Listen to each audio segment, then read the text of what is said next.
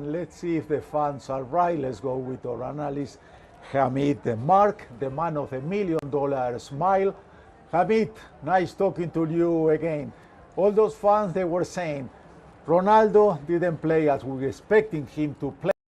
Why is the reason that Ronaldo was not Ronaldo today in the first match of Portugal in the World Cup?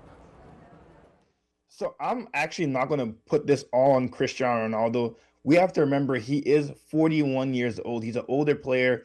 Throughout most of his career in his prime, he's been playing on the wing. So now at his older age, he can't move as much. So he has to learn how to play as an out-and-out striker. And I don't think that Portugal were looking for him. If you look at the game like Argentina and Algeria, they're always looking for Messi, but also Messi's a different type of player. Messi in his whole career has never relied on his physical attributes. It's always been about his touch, dribbling, and he's more of a number 10 than Ronaldo ever was. So as Messi gets older, he's aging more like fine wine than Cristiano Ronaldo. Whereas Cristiano Ronaldo back in his prime relied on his pace, how high he could jump, how strong he was.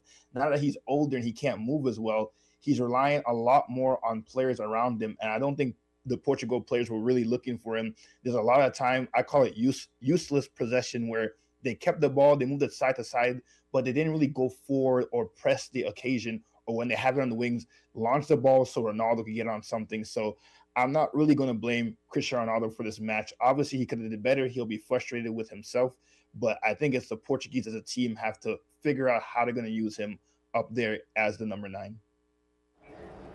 Hamid, as an old-timer, I have to go against you because we saw in this World Cup a 40-year-old goalkeeper, Bosnia, who played fantastic. You mentioned Leo Messi, who's almost so that maybe age is only a number. But you are right, maybe it's not all the fault of Ronaldo. How do you see Portugal playing as a team against this African team who wasn't in the World Cup for many years and they were coming to surprise the world today?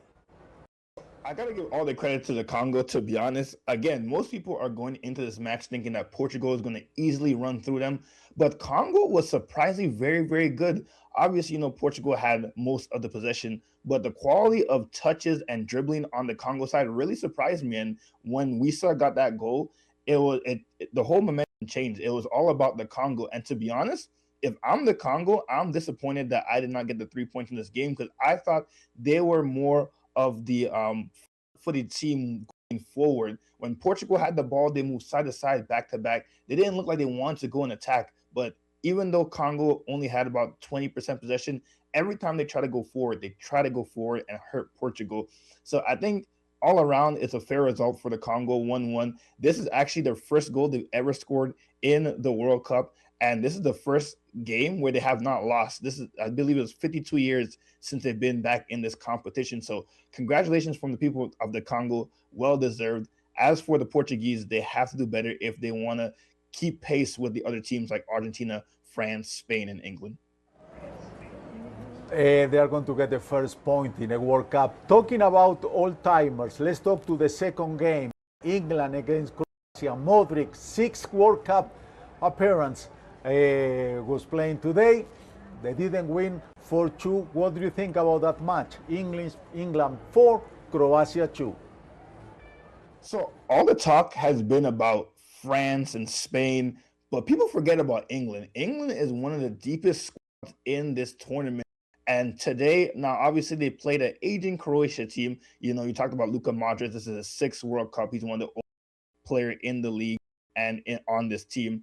But England looks very good, especially going forward. When you have the likes of Harry Kane in the middle, you have Bellingham right behind them, and Madueke, and then on the bench you have people like Kyle Saka, who I was surprised didn't start the game, but off the bench you have Morgan. This team is very, very deep. Now, England, I think, has one of the best rosters in the World Cup. You could argue that maybe it is the best roster in the World Cup.